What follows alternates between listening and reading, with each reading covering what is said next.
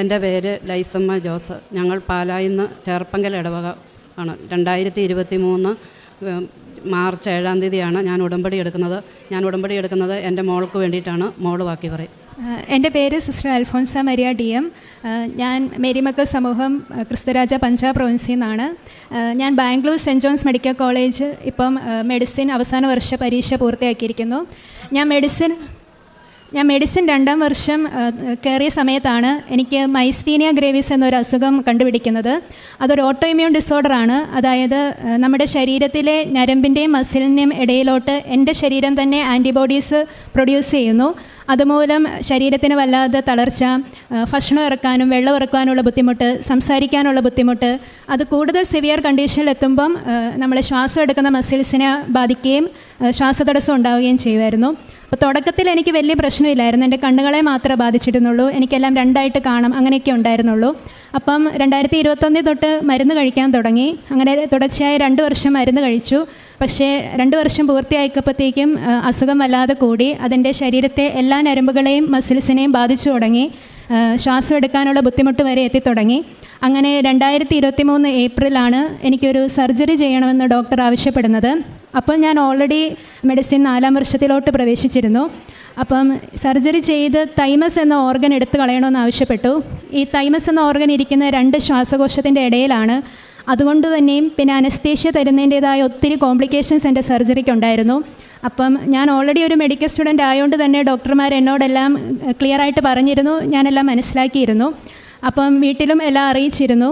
ഒരു പക്ഷേ സർജറിയോടുകൂടി ഞാൻ മരിച്ചു പോയേക്കാം, അഥവാ ജീവൻ തിരിച്ചു കിട്ടിയാൽ തന്നെ ഞാൻ പൂർണ്ണമായിട്ടും തളർന്നു പോയേക്കാം എന്ന് ഡോക്ടർമാർ സർജറിക്ക് കയറ്റുന്നതിന് മുമ്പ് എന്നോട് പറഞ്ഞിരുന്നു. ആ അവസരത്തിലാണ് അമ്മ ഇവിടെ വന്ന് ഉടമ്പടി എടുത്ത് പ്രാർത്ഥിച്ചത്. അങ്ങനെ ഏപ്രിൽ 3-ാം തീയതി സർജറി ഫിക്സ് ചെയ്തു. നാട്ടിൽ നിന്ന് എൻ്റെ പേരൻസ് അവിടെ ബാംഗ്ലൂർ എത്തിയിരുന്നു. ബാംഗ്ലൂർ തന്നെയായിരുന്നു ഓപ്പറേഷൻ. അപ്പം അമ്മ എത്തിയ സമയം മുതൽ എൻ്റെ കൊന്തയിൽ അമ്മ ഇവിടുത്തെ ഉടമ്പടി കാശുരൂപം എൻ്റെ കയ്യിലുണ്ടായിരുന്നു. ഓപ്പറേഷൻ തിയേറ്ററിലോട്ട് കയറുന്നതിന് മുമ്പ് വരെ, ഓപ്പറേഷന് കൊണ്ടുപോകുന്നതിൻ്റെ മുമ്പും അമ്മ ഉടമ്പടി തൈലം വിശ്വാസപ്രമാണം ചൊല്ലി എൻ്റെ നാവിൽ കുരിശ് വരച്ച് എന്ന് പ്രാർത്ഥിച്ചു വിട്ടു. ഓപ്പറേഷന് കയറ്റുന്നതിന് മുമ്പും ഡോക്ടർമാർ എന്നോട് പറഞ്ഞു, ഞങ്ങൾക്ക് പ്രതീക്ഷ കുറവാണ്, ഇങ്ങനെയൊക്കെയാണ് കാര്യങ്ങളെന്ന്. പക്ഷേ ഞാൻ കുഴപ്പമില്ല, എല്ലാം ദൈവഹിതത്തിന് വിട്ടുകൊടുക്കാമെന്നുള്ള രീതിയിൽ സമ്മതിച്ചു. ഓപ്പറേഷൻ എന്നെ കയറ്റി. എനിക്ക് അനസ്തേഷ്യ തന്ന ശേഷവും 3 തവണ ഡോക്ടർമാർ വന്ന് ഇവരോട് പറഞ്ഞു, 99% ഞങ്ങൾക്ക് പ്രതീക്ഷയില്ല, കണ്ണ് തുറക്കാതെ ആവാം, തളർന്നു പോകാം, ആളെ നഷ്ടപ്പെട്ടു പോയേക്കാം എന്നും ഇവരോട് 3 തവണ പറഞ്ഞു. പക്ഷേ എൻ്റെ ഓപ്പറേഷൻ്റെ ഉടനീളം അമ്മ ഉടമ്പടി കാശുരൂപം കയ്യിൽ വെച്ച് ഒരു വെള്ളം പോലും ഇറക്കാതെ എൻ്റെ അമ്മയും അതുപോലെ എൻ്റെ പപ്പയും അമ്മയുടെ സഹോദരിയായ സിസ്റ്ററും എൻ്റെ കൂടെ എൻ്റെ സമൂഹത്തിലെ സിസ്റ്റർമാരെല്ലാവരും പ്രാർത്ഥിച്ചുകൊണ്ടേയിരുന്നു. തത്ഫലമായി ഓപ്പറേഷൻ കുഴപ്പമില്ലാതെ കഴിഞ്ഞു. ഓപ്പറേഷന് ശേഷം ഞാൻ കണ്ണു തുറന്നു, കൈയും കാലൊക്കെ അനക്കി. അങ്ങനെ എന്നെ ഒബ്സർവേഷൻ റൂമിൽ ഇട്ടിരിക്കുമായിരുന്നു. അപ്പോൾ ഓപ്പറേഷൻ കഴിഞ്ഞ ഉടനെ അമ്മ എൻ്റെ കൊണ്ടുവന്ന് ഉടമ്പടി കാശുരൂപം തന്നു. എൻ്റെ കയ്യിൽ കാശുരൂപം ഉണ്ടായിരുന്നു.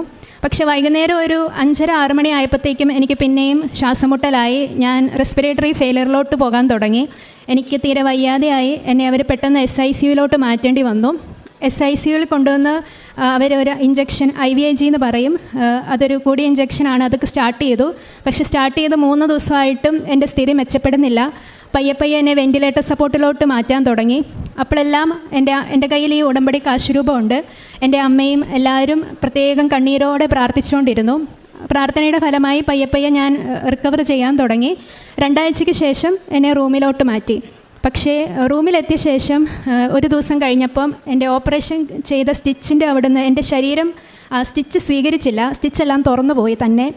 അപ്പോൾ അടുത്ത തടസ്സമായി. അപ്പം തടസ്സങ്ങളിങ്ങനെ വരും തോറും എല്ലാവരും പറയാൻ തുടങ്ങി, ഉടമ്പടി എടുത്ത് പ്രാർത്ഥിച്ചിട്ടും പിന്നെയും തടസ്സമാണല്ലോ എന്ന്. പക്ഷേ അപ്പോഴെല്ലാം എൻ്റെ അമ്മ വളരെ വിശ്വാസത്തോടും ധൈര്യത്തോടും പറഞ്ഞില്ല, മാതാവ് കാത്തുകൊള്ളൂന്ന്. എനിക്കും വിശ്വാസം ഉണ്ടായിരുന്നു, മാതാവും ഈശോ എന്നെ കൈവിടില്ലെന്ന്. അപ്പം അമ്മ എൻ്റെ സ്റ്റിച്ച് തുറന്നതിൻ്റെ ചുറ്റും ഉടമ്പടി തൈലം വെച്ച് കുരിശ് വരച്ച് വിശ്വാസപ്രമാണം ചൊല്ലി പ്രാർത്ഥിക്കുന്നുണ്ടായിരുന്നു. പിന്നീട് ലോക്കൽ അനസ്തേഷ്യ തന്ന് 2ാമത് ഒന്നുകൂടെ സ്റ്റിച്ചിടേണ്ടി വന്നു. അങ്ങനെ മെച്ചപ്പെട്ട് തുടങ്ങി. 1 മാസം കഴിഞ്ഞപ്പോൾ എന്നെ ഡിസ്ചാർജ് ചെയ്തു. ഞാൻ അടുത്തുള്ള കോൺവെൻറ്റിൽ റെസ്റ്റ് എടുക്കുകയായിരുന്നു. അങ്ങനെ ടോട്ടൽ 2 മാസത്തിന് ശേഷം ഇനി എന്ത് ചെയ്യണം, അതായത് പഠനം കണ്ടിന്യൂ ചെയ്യണോ അതെയോ ബ്രേക്ക് എടുക്കണോ എന്നുള്ളൊരവസ്ഥ വന്നു. മെഡിസിൻ പഠിക്കുകയായതുകൊണ്ട് തന്നെ ഈ ഒരു ആരോഗ്യം വെച്ച് മുന്നോട്ട് പോകാമെന്ന് പറഞ്ഞാൽ ഒട്ടും പറ്റത്തില്ല. അപ്പം എൻ്റെ പ്രൊവിൻഷ്യാളമ്മ എന്നോട് തീരുമാനം എടുത്തോളാൻ പറഞ്ഞു. അപ്പം ഇങ്ങനൊരവസ്ഥയിൽ എന്ത് തീരുമാനം എടുക്കണമെന്ന് എനിക്കും അറിയത്തില്ലായിരുന്നു. പക്ഷേ എൻ്റെ മനസ്സിൽ ഒന്നേ ഉണ്ടായിരുന്നുള്ളൂ, ഞാനിപ്പോൾ എന്ത് തീരുമാനം എടുത്താലും അത് ദൈവഹിതമായിരിക്കണം. എനിക്ക് പഠിക്കണമെന്നുണ്ടായത് കൊണ്ടോ അല്ലാതെ എൻ്റെ ഒരു ആഗ്രഹത്തിൻ്റെ പുറത്തോ ആവരുത്. ഞാൻ പഠിക്കുകയാണെങ്കിൽ പഠിക്കുന്നതും ബ്രേക്ക് എടുക്കുന്നെങ്കിൽ ബ്രേക്ക് എടുക്കുന്നതും എന്നും. അപ്പോൾ എൻ്റെ അമ്മ അപ്പോഴും എന്നോട് പറഞ്ഞു, നിനക്കിനി ഒരു കുഴപ്പം ഉണ്ടാവില്ല, മാതാവ്, ഞാൻ ഉടമ്പടി എടുത്താണ്, മാതാവ് നിന്നെ സംരക്ഷിക്കുമെന്ന്. അപ്പോൾ ഒരു തീരുമാനം എടുക്കാനായിട്ട് ഞാൻ കോൺവെൻറ്റിലെ ചാപ്പലിൽ പോയിരുന്ന് ദിവ്യകാരുണ്യത്തിൻ്റെ മുന്നേ ഇരുന്ന് പ്രാർത്ഥിച്ച് മാതാവിനോട് പ്രാർത്ഥിച്ച് ഞാൻ വചനം എടുത്തപ്പം പഴയ നിയമത്തിലെ യഹൂദരും മതിൽ പണിയുന്ന ഒരു വചനഭാഗം കിട്ടി. അപ്പം അത് വായിച്ചു കഴിഞ്ഞപ്പം എനിക്കത് ഈശോ എന്നോട് പറയുന്നത് പോലെ തോന്നി. കാരണം യഹൂദ ജനത മതിൽ പണിയാൻ തുടങ്ങിയപ്പോൾ തൊട്ട് എല്ലാവരും നിങ്ങൾ എളിയ ജനതയാണ്, നിങ്ങളെയും കൊണ്ട് ഇത് പറ്റില്ല എന്നൊക്കെ പറഞ്ഞു. പക്ഷേ അവസാനം ഒരു മതിൽ പണിത് കഴിഞ്ഞപ്പം ദൈവത്തിൻ്റെ മഹത്വം മറ്റുള്ളവർ ദർശിക്കാനിടയായി. അപ്പം ഞാൻ ഓർത്തു, എൻ്റെ അവസ്ഥ ഇത് തന്നെയാണ്. എൻ്റെ മനസ്സാക്ഷി അതുപോലെ തന്നെ മറ്റുള്ളവരും എന്നെ കൊണ്ട് ഇനി തുടർന്നു പോകാൻ പറ്റില്ല എന്ന് പറയുന്നു. പക്ഷേ ഈശോയുടെ സഹായത്താൽ, മാതാവിൻ്റെ സംരക്ഷണത്തിൽ എനിക്കിത് പറ്റുമെന്നൊരു വിശ്വാസം എൻ്റെ മനസ്സിൽ വന്നു. അങ്ങനെ പഠനം കണ്ടിന്യൂ ചെയ്യാനായിട്ട് ഞാൻ തീരുമാനിച്ചു. അങ്ങനെ 2 മാസങ്ങൾക്ക് ശേഷം ജൂൺ മാസത്തിൽ ഞാൻ കോളേജിൽ ജോയിൻ ചെയ്തു. പക്ഷേ വിചാരിച്ച പോലെ ആയിരുന്നില്ല കാര്യങ്ങൾ. തിരിച്ച് കോളേജ് ജോയിൻ ചെയ്തപ്പോൾ ആ 2 മാസത്തെ ഒരു ഗ്യാപ്പ് വന്നു കഴിഞ്ഞപ്പം എനിക്ക് പെട്ടെന്ന് ഒന്നും മനസ്സിലാവുന്ന പോലെ പറ്റിയില്ല. അതുപോലെ തന്നെ എൻ്റെ കൂടെയുള്ളവരൊക്കെ പേഷ്യൻസിൻ്റെ അടുത്ത് പോകുന്നു, കേസ് എടുക്കുന്നു. പക്ഷേ എനിക്കൊന്നും, എൻ്റെ ആരോഗ്യം എന്നെ ഒന്നിനും അനുവദിക്കുന്നില്ല. അപ്പോൾ എനിക്കാകെ ഒരു വിഷമമായി. ഈശോയെ, അപ്പം ഇത് ഞാൻ എടുത്തൊരു തീരുമാനമാണോ, ഈശോ ഇത് ആഗ്രഹിച്ചിരുന്നില്ലേ, അങ്ങനെയൊക്കെ ചിന്തിക്കാൻ തുടങ്ങി. എനിവേ അങ്ങനെയൊക്കെ ചിന്തിച്ച് അടുത്ത ദിവസമായപ്പോഴത്തേക്കും പിന്നെ എനിക്ക് അസുഖം കൂടി. പിന്നെ എന്നെ കോളേജിൽ നിന്ന് തന്നെ പെട്ടെന്ന് എൻ്റെ കൂടെയുള്ള കുട്ടികൾ ആശുപത്രിയിൽ കൊണ്ടുപോയി. പിന്നെ എല്ലാം പെട്ടെന്നായിരുന്നു. പെട്ടെന്ന് എൻ്റെ ശ്വാസമുട്ടൽ കൂടുകയും എന്നെ പെട്ടെന്ന് ITUവിലോട്ട് മാറ്റുകയും ITUവിൽ ചെന്ന ഉടനെ എൻ്റെ ഹാർട്ട് റേറ്റ് 35 ആവുകയും ബ്ലഡിലെ കാർബൺ ഡൈ ഓക്സൈഡിൻ്റെ ലെവൽസൊക്കെ കൂടി. പിന്നെയും റെസ്പിറേറ്ററി ഫെയിലിയറിലോട്ട് ചെന്ന് പെട്ടെന്ന് തന്നെ ICUവിലോട്ട് മാറ്റി. പിന്നെയും അങ്ങനെ കഴിഞ്ഞ ആദ്യത്തെ തവണത്തേക്കാളും കൂടുതൽ സീരിയസ് ആയിട്ട് 2ാമത്തെ തവണ അസുഖം തിരിച്ചു വന്നു. അങ്ങനെ ഞാൻ 3 ദിവസം ICUവിൽ കിടന്നു. 3-ാം ദിവസമാണ് അമ്മ ഇവിടെ 2ാമത്തെ തവണ ഉടമ്പടി പുതുക്കാൻ വന്നത്. അപ്പം ഡോക്ടർമാർ തീർച്ചയായും പറഞ്ഞിരുന്നു, ഞങ്ങളുടെ കൈവിട്ടു പോയ ലക്ഷണമാണ്, അതുപോലെ തന്നെ എന്താണേലും കുറേ നാൾ ICUവിൽ കിടക്കേണ്ടി വരും. കാരണം ഞാൻ വെൻറ്റിലേറ്റർ സപ്പോർട്ടിൽ തന്നെയായിരുന്നു അപ്പോഴും. പക്ഷേ അത്ഭുതം എന്ന് പറയട്ടെ, അമ്മ ഉടമ്പടി എടുത്തു തിരിച്ച് വീട്ടിൽ വന്നു. ഓക്കെ, അമ്മ ഇവിടെ ഉടമ്പടി പുതുക്കാൻ വന്ന സമയത്ത് എൻ്റെ ഫോട്ടോയും അതുപോലെ എൻ്റെ രോഗവിവരണവും അച്ഛനെ കണ്ട് പ്രാർത്ഥിച്ച്, അച്ഛൻ അൾത്താരെ വെച്ച് പ്രാർത്ഥിച്ച് എൻ്റെ ഫോട്ടോയിൽ കുരിശ് വരച്ചിരുന്നു. അമ്മ തിരിച്ച് വീട്ടിൽ വന്നു. അന്ന് വന്ന ശേഷം എനിക്ക് ബ്ലഡ് ടെസ്റ്റ് 2 തവണ റിപ്പീറ്റ് ചെയ്തപ്പോഴും അത്രയും കൂടി നിന്നിരുന്ന കാർബൺ ഡൈ ഓക്സൈഡ് ലെവൽ നോർമലാവുകയും എൻ്റെ സാച്ചുറേഷൻ മെച്ചപ്പെടുകയും ചെയ്തു. അന്ന് തന്നെ എന്നെ ICUവിൽ നിന്ന് ITUവിലോട്ട് മാറ്റി. അത് കഴിഞ്ഞ് അടുത്ത ദിവസം തന്നെ ITUവിൽ നിന്ന് എന്നെ റൂമിലോട്ട് ഷിഫ്റ്റ് ചെയ്തു. വെറും 2 ആഴ്ച കൊണ്ട് എനിക്ക് ഡിസ്ചാർജ് കിട്ടി. ഡിസ്ചാർജ് ചെയ്ത് കുറച്ചാൾ റെസ്റ്റ് എടുക്കണം, എന്നിട്ടേ കോളേജിൽ ജോയിൻ ചെയ്യാവുള്ളൂ എന്ന് പറഞ്ഞിരുന്നു. ആ സമയത്തൊക്കെ അമ്മ എനിക്ക് ഇവിടുത്തെ ഉടമ്പടി സാക്ഷ്യത്തിൻ്റെ ലിങ്ക് യൂട്യൂബിൽ അയച്ചു തരുമായിരുന്നു. ആ സമയത്തൊക്കെ ഞാൻ ഇവിടുത്തെ സാക്ഷ്യമൊക്കെ കേട്ട് പ്രാർത്ഥിക്കുമായിരുന്നു. അപ്പോഴൊക്കെ എൻ്റെ വിശ്വാസം ഇങ്ങനെ ഒത്തിരി വർദ്ധിക്കുവാനിടയായി. അങ്ങനെ റെസ്റ്റൊക്കെ കഴിഞ്ഞിരിക്കുമ്പം ഇനി എന്തെന്ന് അടുത്ത ചോദ്യമായി. ഇനിയും പഠനം കണ്ടിന്യൂ ചെയ്യണോ അതെയോ ബ്രേക്ക് എടുക്കണോ, എന്ത് ചെയ്യണമെന്ന് അറിയത്തില്ല. അപ്പോഴും ഞാൻ ഓർത്തു, ദൈവം അനുവദിക്കുന്ന പോലെ നടക്കട്ടെ എന്ന്. പക്ഷെ അപ്പോഴാണ് പെട്ടെന്ന് എനിക്ക് പഠനം നിർത്തി പോകണം അങ്ങനെ ഒരു അവസ്ഥ വന്നത്. അപ്പോൾ പെട്ടെന്ന് പഠനം നിർത്തി പോകുന്നതിനേക്കാളും എന്നെ വേദനിപ്പിച്ചത്, അപ്പം ഞാൻ ഈ കേട്ട ദൈവസ്വരവും ഈശോ എന്നോട് മുന്നോട്ട് പൊക്കോളാൻ പറഞ്ഞതൊക്കെ എൻ്റെ തന്നെ തോന്നലായിരുന്നോ എന്നുള്ളൊരു ചിന്തയാണ് എന്നെ കൂടുതൽ വേദനിപ്പിച്ചത്. അപ്പം ഞാൻ ദിവ്യകാരുണ്യത്തിൻ്റെ മുന്നിൽ ഇരുന്ന് മാതാവിനോടും ഈശോയോടുമായിട്ട് ചോദിച്ചപ്പം, ഞാൻ ഈ കേട്ടതൊക്കെ വെറുതെ ആയിരുന്നോ? അമ്മ ഉടമ്പടി എടുത്ത് പ്രാർത്ഥിച്ചു, നീ എന്നോട് വചനം വഴി സംസാരിച്ചു, അപ്പോൾ ഈ കേട്ടതൊക്കെ വെറുതെ ആയിരുന്നോ എന്നുള്ളൊരു വേദന വന്നു. പക്ഷെ ആ ഒരു സമയത്ത് മാതാവ് എന്നോട് പറയുന്ന പോലെ എനിക്കൊരു ഫീലിംഗ് ഉണ്ടായി. മോൾ ഇപ്പോൾ റെസ്റ്റ് എടുക്കുക, ഇപ്പോൾ ഒന്നിനെക്കുറിച്ചും ചിന്തിക്കേണ്ട, ഇപ്പോൾ വേണ്ടത് റെസ്റ്റാണ്, റെസ്റ്റ് എടുക്കുക, ബാക്കി കാര്യങ്ങൾ ഞാനും ഈശോയോടെ ചെയ്തോളാം എന്ന് മാതാവ് ഇങ്ങനെ പറയുന്ന പോലെ എനിക്കിങ്ങനെ തോന്നി. എന്തോ ഞാൻ ആരെയും പ്രത്യക്ഷപ്പെട്ട് എൻ്റെ അടുത്ത് വന്ന് പറഞ്ഞതല്ല, പ്രാർത്ഥിച്ചുകൊണ്ടിരുന്നപ്പോൾ എനിക്കൊരു തോന്നൽ തോന്നി. ആ ഒരു സമയം അത്രയും നേരം ഉരുകി നിന്നൊരു മനസ്സിൽ പെട്ടെന്നൊരു ആശ്വാസം കിട്ടി. പിന്നെ ഞാൻ ഓർത്തു, പക്ഷേ പുറകിൽ എന്നെ ഇവിടെ നിന്ന് കൊണ്ടുപോകാനും പഠനം നിർത്തിപ്പോകാനുള്ള എല്ലാ കാര്യങ്ങളും ക്രമീകരിച്ചിരുന്നു. പക്ഷേ എങ്കിലും ദൈവം എന്തെങ്കിലും വഴി തുറക്കും, വഴിയില്ലാത്തയിടത്ത് എനിക്ക് വേണ്ടി മാതാവ് ഒരു വഴി ഒരുക്കുമെന്ന് ഞാൻ വിശ്വസിച്ചു. അമ്മയും അങ്ങനെ തന്നെ പറഞ്ഞുകൊണ്ടിരുന്നു, ഞാൻ പ്രാർത്ഥിക്കുന്നുണ്ട്, ഉടമ്പടി എടുത്തിട്ടുണ്ട്, എനിക്കൊരു കുഴപ്പവും വരില്ല എന്ന്. അത്ഭുതം എന്ന് പറയട്ടെ, ഞാൻ തിരിച്ചു പോകുക എന്ന് പറയാൻ വേണ്ടിയാണ് ഞാൻ കോളേജിലെ ഡയറക്ടറെ പോയി കണ്ടേ. പക്ഷേ അവരെന്നോട് തിരിച്ചു പോകണ്ട, എന്നെ കൊണ്ട് പറ്റുമെങ്കിൽ ജോയിൻ ചെയ്തോളാൻ പറഞ്ഞു.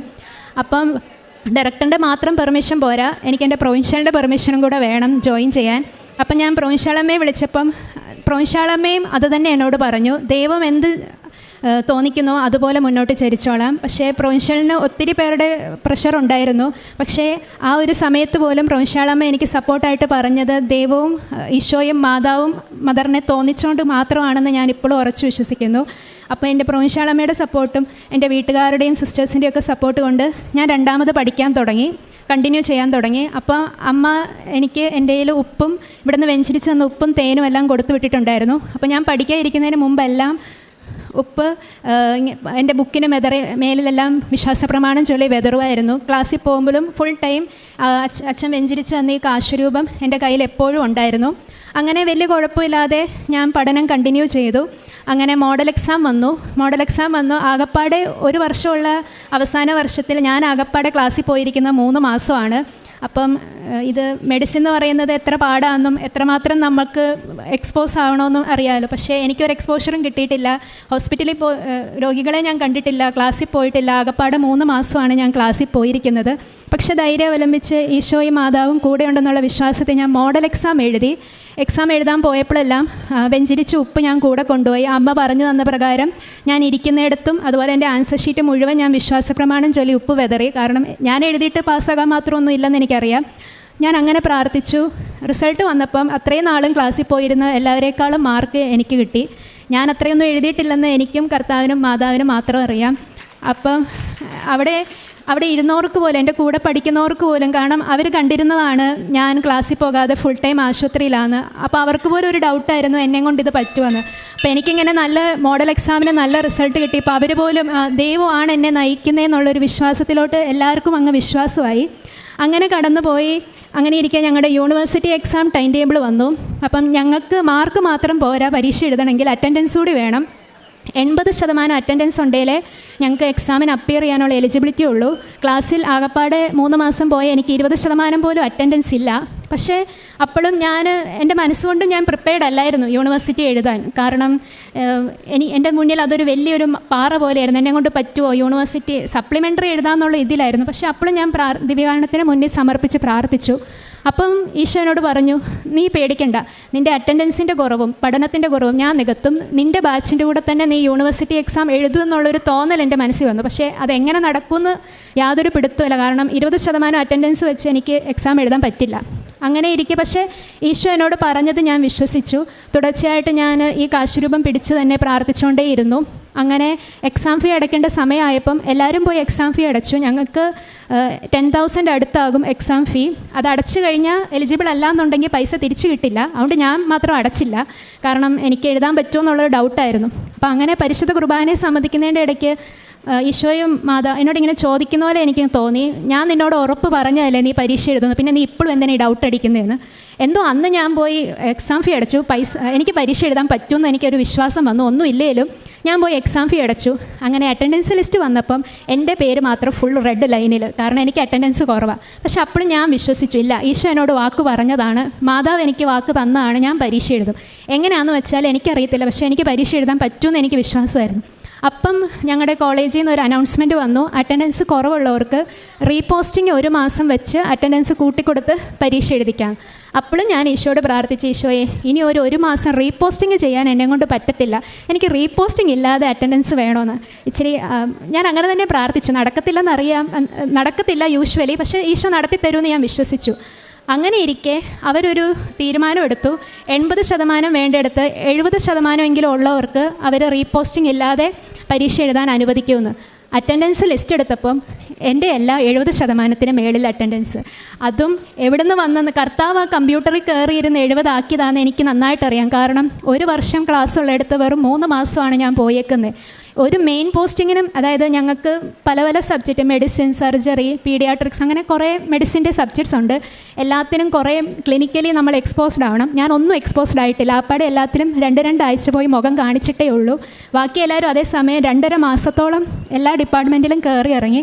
പക്ഷേ അറ്റൻഡൻസ് വന്നപ്പോൾ എനിക്ക് കർത്താവ് ആ കമ്പ്യൂട്ടറിൽ കയറിയിരുന്ന് മാറ്റിയതാണെന്ന് എനിക്ക് നല്ല വിശ്വാസമുണ്ട്. മാതാവിൻ്റെ സംരക്ഷണം ഉണ്ടായിരുന്നു. എനിക്ക് 70% അറ്റൻഡൻസ് എല്ലാത്തിനും മേളിലും ഉണ്ട്. അങ്ങനെ എനിക്ക് യൂണിവേഴ്സിറ്റി എഴുതാനുള്ള എലിജിബിലിറ്റി കർത്താവ് വാഗ്ദാനം ചെയ്ത പോലെ തന്നു. അങ്ങനെ ഇരിക്കെ എൻ്റെ ഒരു അസുഖത്തിൻ്റെ പ്രത്യേകത എന്താണെന്ന് വെച്ചാൽ, ശരീരം കൂടുതൽ സ്ട്രെയിൻ ആവുന്ന സമയത്താണ് ഈ അസുഖം കൂടി വരുന്നത്. അപ്പോൾ എക്സാമിൻ്റെ സമയം നമ്മൾ ഫിസിക്കലി ഒത്തിരി സ്ട്രെയിൻ ആവും. 3 മണിക്കൂർ തിയറി എക്സാം, അതുപോലെ തന്നെ പ്രാക്ടിക്കൽ ഞങ്ങൾക്ക് രാവിലെ 7 മണിക്ക് തുടങ്ങിയ വൈകുന്നേരം ഒരു 7 മണി 6 ആവും തീരുമ്പം. ഈ 12 മണിക്കൂർ ഞങ്ങൾക്ക് ആകപ്പാടെ ഒരു ജ്യൂസോ വല്ല ചെറിയ സ്നാക്സോ കഴിക്കാൻ പോലും പറ്റുള്ളൂ, ഭക്ഷണം പോലും ഉണ്ടാവില്ല. അപ്പം നോർമലായിട്ടുള്ളവർ തന്നെ പരീക്ഷയുടെ സമയത്ത് വീക്കാവുന്നു. അപ്പോൾ പിന്നെ ആരോഗ്യമില്ലാത്ത എൻ്റെ അവസ്ഥ എന്താവുമെന്ന് എല്ലാവർക്കും ഡൗട്ടായിരുന്നു. പക്ഷെ അപ്പോഴും ഞാൻ വിശ്വസിച്ചു, ഇതുവരെ ദൈവം എത്തിച്ചിട്ടുണ്ടെങ്കിൽ ഇതും കടന്നു പോകുമെന്ന്. അമ്മ പറഞ്ഞ പോലെ പരീക്ഷയ്ക്ക് മുന്നേ ഞാൻ തേൻ വിശ്വാസപ്രമാണം ചൊല്ലി കുടിച്ചിട്ട് പോയി. പരീക്ഷയ്ക്ക് പോകുമ്പോൾ എൻ്റെ എക്സാം പേപ്പർ പിന്നെ ഞാൻ ഉപ്പൊക്കെ വിതറി പ്രാർത്ഥിച്ചു. പ്രാക്ടിക്കലിന് പോകുമ്പോഴും ഞാൻ ഉപ്പ് കൊണ്ടുപോയി. അങ്ങനെ ഈ മാസം 18-ാം തീയതി ആരോഗ്യപരമായി ബുദ്ധിമുട്ടുകളൊക്കെ മറികടന്ന് എനിക്കെൻ്റെ MBBSൻ്റെ ഫൈനൽ ഇയർ എക്സാം കുഴപ്പമില്ലാതെ പൂർത്തിയാക്കാനുള്ള കൃപ ഈശോ തന്നു. അങ്ങനെ ഇപ്പം നിങ്ങളുടെ മുന്നിൽ നിന്ന് എനിക്ക് ജീവനോടെ ഈ സാക്ഷ്യം പറയാൻ സാധിക്കുന്നുണ്ടെങ്കിൽ അത് മാതാവിൻ്റെയും ദൈവത്തിൻ്റെയും പ്രത്യേക ഒരു കൃപയാണ്. കാരണം മരിക്കുമെന്നും കൈവിട്ടു പോകുമെന്നും പറഞ്ഞിരുന്നതാണ്. പക്ഷേ ഉയരോടെ എനിക്കിങ്ങനെയൊന്നും സംസാരിക്കാൻ പറ്റാത്തൊരു കാലം ഉണ്ടായിരുന്നു. കാരണം ഞാൻ കുഴഞ്ഞു പോകുമായിരുന്നു നാവ്. പക്ഷേ ഈശോയും മാതാവും ആണ് എന്നെ ഇവിടെ ഇന്ന് നിങ്ങളുടെ മുന്നിൽ ജീവനോടെ നിർത്തുന്നത്. അതുകൊണ്ട് ഈശോയ്ക്കും മാതാവിനും ഞാൻ ഒത്തിരി നന്ദി പറയുന്നു. അതുപോലെ എൻ്റെ അസുഖം ഇപ്പം പണ്ടത്തേലും ഒത്തിരി ബെറ്ററാണ്. ഞാൻ ഒരിക്കലും എൻ്റെ അസുഖം മാറണേ എന്ന് പ്രാർത്ഥിച്ചിട്ടില്ല. കാരണം ഞാൻ കരുതുന്നത് അസുഖം ഈശോ തന്നൊരു ദാനമാണ്. സഹനം എപ്പോഴും കർത്താവിൻ്റെ കൃപയായിട്ട് കരുതുന്ന ഒരാളാണ് ഞാൻ ഇത്രയും പ്രാർത്ഥിച്ചോളൂ, ഈശോയെ നീ തരുന്ന ഈ വേദനകൾ നീ ആഗ്രഹിക്കുന്ന പോലെ സഹിക്കാൻ, അത് നീ എത്രത്തോളം അനുവദിക്കുന്നു അത്രത്തോളം സഹിക്കാൻ ഞാൻ തയ്യാറാണ്. പക്ഷേ എൻ്റെ സമൂഹം എന്നെ ഏൽപ്പിച്ചിരിക്കുന്ന ഉത്തരവാദിത്വം എനിക്ക് ചെയ്യണം. എൻ്റേതായ കാര്യങ്ങൾ മറ്റുള്ളവരെ ആശ്രയിക്കാതെ ചെയ്യാൻ പറ്റണം. ഇപ്പം എനിക്ക് അതിന് പറ്റുന്നുണ്ട്. എൻ്റെ കാര്യങ്ങൾ സ്വയം ചെയ്യാനും, അതുപോലെ സമൂഹം ഏൽപ്പിച്ചിരിക്കുന്ന പഠനവും ഈ രോഗി ശുശ്രൂഷയും ചെയ്യാനും, അതുപോലെ എൻ്റെ അടുത്തൊരു രോഗി വരുമ്പോൾ അവരെ ശരിക്കും ഞാൻ ഈ രോഗാവസ്ഥയിലൂടെ കടന്നു പോകുന്നതുകൊണ്ട് അവരെ മനസ്സിലാക്കാനും ഈശോ അനുഗ്രഹിച്ചു. പണ്ടത്തേലും ഇപ്പോൾ ഒത്തിരി ബെറ്ററായിട്ട് വരുന്നുണ്ട്. എന്നാലും എൻ്റെ കാര്യങ്ങൾ വേണ്ട രീതിയിൽ ചെയ്യാൻ എൻ്റെ ഈശോനെ അനുഗ്രഹിച്ചു. മരുന്നിൻ്റെ അളവാണേലും പണ്ടത്തെ വെച്ച് നോക്കുമ്പം ഇപ്പം കുറവുണ്ട്. മരുന്ന് കണ്ടിന്യൂ ചെയ്യുന്നുണ്ട് എങ്കിലും, അല്ലെങ്കിൽ ഇടയ്ക്കിടയ്ക്ക് പോയി ഇഞ്ചക്ഷൻ എടുക്കണമായിരുന്നു കഴിക്കുന്ന മരുന്ന് കൂടാതെ. ഇപ്പോൾ ഇഞ്ചക്ഷൻ്റെ ഒക്കെ ആണേലും അളവ് കുറഞ്ഞു. കുറേ നാളുകൾക്ക് ശേഷം റിപ്പീറ്റ് ചെയ്യേണ്ട അവസ്ഥയെ വന്നിട്ടുള്ളൂ. അപ്പോൾ ഈശോയ്ക്കും മാതാവിനും ഒത്തിരി നന്ദി. അതുപോലെ രണ്ടാമത്തെ കാര്യം, കഴിഞ്ഞ മാസം എൻ്റെ അമ്മയുടെ ചേച്ചിയുടെ ഹസ്ബൻഡ് ഒരു ആക്സിഡൻറ്റ് പറ്റി. വാരിയലിനാണ് ഫ്രാക്ചർ സംഭവിച്ചത്. അതുമൂലം ന്യൂമോതെറാക്സ് എന്നുള്ളൊരു അവസ്ഥ രൂപീകരിച്ചു. അതായത് ലങ്സിൽ നിന്നുള്ള എയർ എല്ലാം പുറത്തോട്ട് വന്നു. അങ്ങനെ വരുന്ന അവസ്ഥയിൽ പെട്ടെന്ന് തന്നെ ട്രീറ്റ്മെൻറ്റ് കൊടുത്തില്ലെങ്കിൽ ആൾ പെട്ടെന്ന് മരിച്ചു പോവും. പക്ഷേ അങ്കിളിൻ്റെ കണ്ടുപിടിച്ച് വന്നപ്പോഴത്തേക്കും സമയം തൊടുപുഴയിൽ നിന്ന് മെഡിസിറ്റിയിലോട്ട് അങ്കിളിനെ പെട്ടെന്ന് എത്തിച്ചു. കാരണം ഒരു 2 മിനിറ്റ് വൈകിയായിരുന്നെങ്കിൽ അങ്കിൾ മരിക്കുന്ന അവസ്ഥയായിരുന്നു. അപ്പോൾ എൻ്റെ വീട് മെഡിസിറ്റിയുടെ തൊട്ടടുത്താണ്. അങ്കിളിനെ ഹോസ്പിറ്റലിൽ കൊണ്ടുവന്നതേ ബോഡി ഫുൾ സ്വെല്ലിംഗ് ആയി നീല കളറായിരുന്നു. കണ്ണിൽ ലൈറ്റ് അടിച്ച് നോക്കിയപ്പം യൂഷ്വലി നമ്മൾ കണ്ണാണ് നമ്മുടെ ഏറ്റവും ഒരാളെ ആശുപത്രി കൊണ്ടുപോകുമ്പോൾ ആളുടെ റെസ്പോൺസ് എത്രയുണ്ടെന്ന് അറിയാൻ പറ്റുന്നത്. പക്ഷേ അങ്കിളുടെ കണ്ണിൽ ലൈറ്റ് അടിച്ച് നോക്കിയിട്ടും അത് അനങ്ങുന്നില്ലായിരുന്നു. അപ്പം ഡോക്ടർമാർ വളരെയധികം സീരിയസ് ആയൊരവസ്ഥയാണ്. ആ സമയം എൻ്റെ അമ്മ ഉടമ്പടി തൈലം എടുത്ത് വിശ്വാസപ്രമാണം ചൊല്ലി അങ്കിളുടെ നെറ്റിയിൽ കുരിശ് വരച്ച സമയത്ത് അങ്കിൾ പെട്ടെന്ന് കണ്ണ് തുറന്നിട്ട് കണ്ണടച്ചു. അത് കഴിഞ്ഞ് സ്കാനിങ് ഒക്കെ ചെയ്തപ്പം അങ്കിളിന് കാര്യമായ പ്രശ്നങ്ങളൊന്നും ഇല്ലെന്ന് തെളിഞ്ഞു. 10 ദിവസത്തിനകം മരിച്ചു എന്ന് പറഞ്ഞു കൊണ്ടുവന്ന ആളെ 10 ദിവസത്തിനകം ഡിസ്ചാർജ് ചെയ്യും. അങ്കിളിപ്പോൾ യാതൊരു കുഴപ്പമില്ലാതെ നന്നായി നടക്കുകയും ചെയ്യുന്നു. ബാക്കി ഉടമ്പടിയുടെ കാര്യം എൻ്റെ അമ്മ തന്നെ സംസാരിക്കും. ഞാൻ ഉടമ്പടിയിൽ പറഞ്ഞു തരുന്ന പോലെ തന്നെ എല്ലാം തന്നെ മാക്സിമം ചെയ്യാൻ പറ്റുന്ന പോലെ ചെയ്യാറുണ്ട്. രോഗി സന്ദർശനം, പിന്നെ പാവങ്ങൾക്ക് നമ്മളെ കഴിയാവുന്ന വിധത്തിലൊക്കെ സഹായിക്കാറുണ്ട്. പിന്നെ അനാഥ അങ്ങനെയൊക്കെ ഉള്ളിടത്ത് ഡ്രസ്സുകൾ, അരി സാധനങ്ങളൊക്കെ അങ്ങനെ വാങ്ങിച്ച് കൊടുക്കാറുണ്ട്. പിന്നെ പള്ളിയിൽ പോക്ക് പറ്റുമ്പോഴൊക്കെ ഞാൻ പള്ളിയിൽ പോകും. പിന്നെ ഇവിടെ ആരാധന ഒരിക്കലും മുടക്കാറില്ല. 2 ആഴ്ചയിൽ ഒരു കുംസാരിക്കും. 2 ആഴ്ച കൂടുമ്പോൾ എങ്ങനെയാണേലും കുംസാരിക്കും. പറഞ്ഞതുപോലെയൊക്കെ ചെയ്യുന്നുണ്ട്. ഇത്രയെല്ലാം ചെയ്തു തന്ന് ഈശോയ്ക്കും മാതാവിനും 1 കോടി നന്ദി പറയുന്നു.